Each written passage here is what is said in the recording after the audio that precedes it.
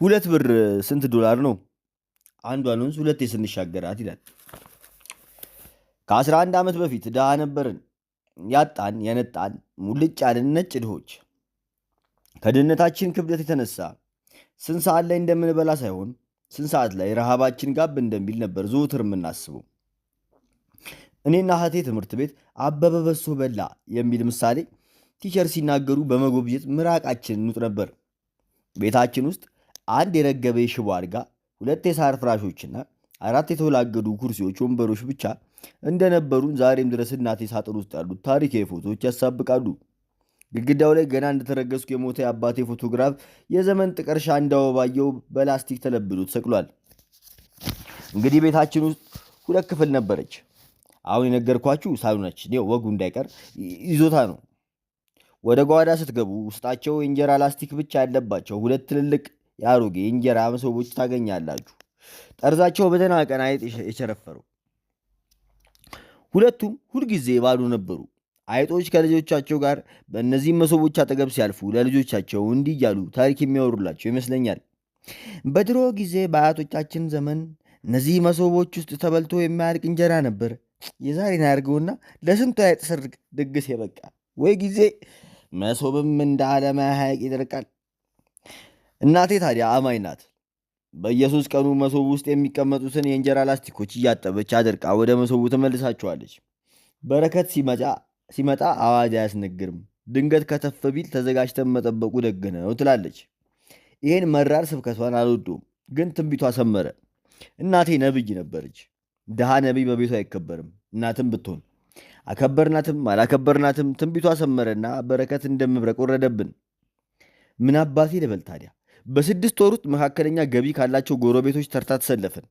ጎረቤቱ ጉድ ብሎ ሳያባራ በዓመቱ ምን የመሰለ ቤት ሰራን። ባለ 5 ክፍል ዙሪያውን ግንብ የታጠረ። አጥሩ ሰው እንዳይመጣብን ሳይሆን በለመደ እግራችን ልንቀላውጥ እንዳንሄድ ራሳችንን ከነበረ ልምዳችን መከላከያ ይመስላል። በተለይ ገና ሀብታም እንደሆንን አካባቢ አኗኗሩ ስላልለመድ ነው ተቸግረን ነበር። እንግዲህ የዚህ ድንገተኛ ለውጥ ምክንያቱ እህቴ ፈረንጅ ማግባቷ ነበር። ደግ ፈረንጅ። እንዴት እንዳገባት ላውራችሁ። ከትምህርት ቤት እየመጣች ልክ ኡስማን ሱቅ አካባቢ ስትደርስ ፈረንጁ መኪናውን ፉጭ አርጎ ቆመና ኦ ማይ ጋድ በማለት የእህቴን ውበት አደነቀ። በበኩሌ የእህቴ ውበት የፈረንጅ መኪና ማስቆም ቀርቶ የራሷንም ሳንቲም ሆጭ አድርጋ ከፍላ የምትሳፈርበት ታክሲ እንኳን እጇን ብትዘረጋ የሚቆምላት አይመስለኝም ነበር።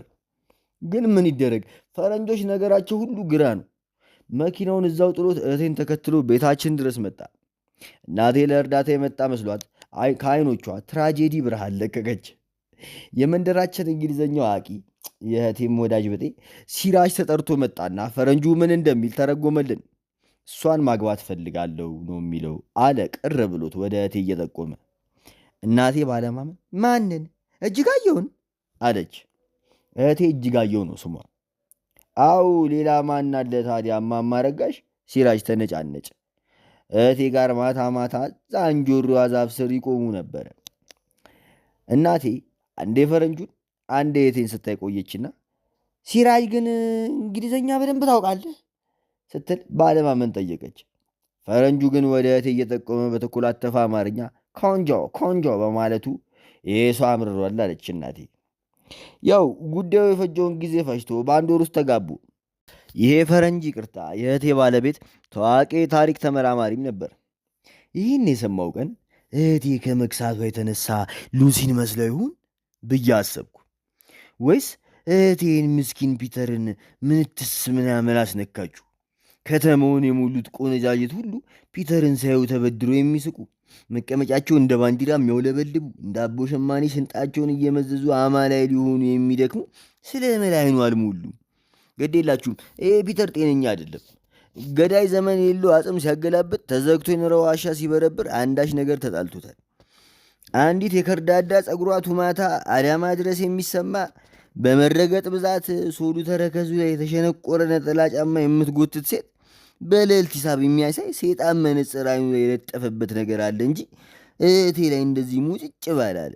ምስኪን ፒተር ቤት መጥቶ እዛች እማማ ዱካ ላይ ቁጭ ብሎ እህቴን አይን አይኗን ሳይ በእውነት እንደ ስጋ ዘመዴ አንጀቴን ያንሰፈስፋል።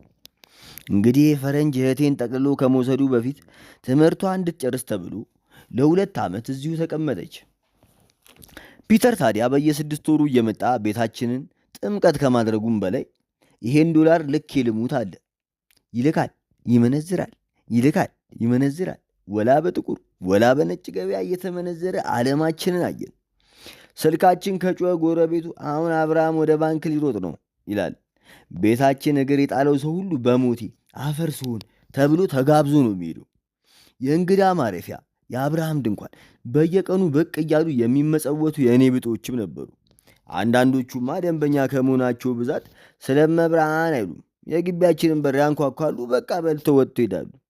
እንደውም አንዱ የኔ ብጤ መመጽወቱን መብት አድርጎት ምን ነው ዛሬ ጽዋት አነሳችሁት ብሎ እስከ መቆጣት ደረሰ። ይሄ ሰውዬ ሌላ ቀን የጎድን አጥንት ስለተሰጠው አኩርፎ ሳይመርቅ ሄደ። እናቴ እንደገና ጠርታ ወዙ የሚፍለቀለቅ ቅልጥም ሰጠችው።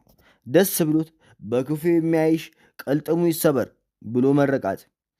ይሄ ሁሉ ርዝቅ ሲመጣ ግቢያችን በሞላው የበረከት ውሃ ድሎት ሲዋኝ ድሃ ብር ያግኝ ሲቆጥር ይጥላል እንደሚባለው የእህቴ ጸባይ ይቀያየር ጀመር። ልብሷን ለባብሳ ቦርሷን አንጠልጥላ ጠዋት የወጣች ማታ ትመልሳለች።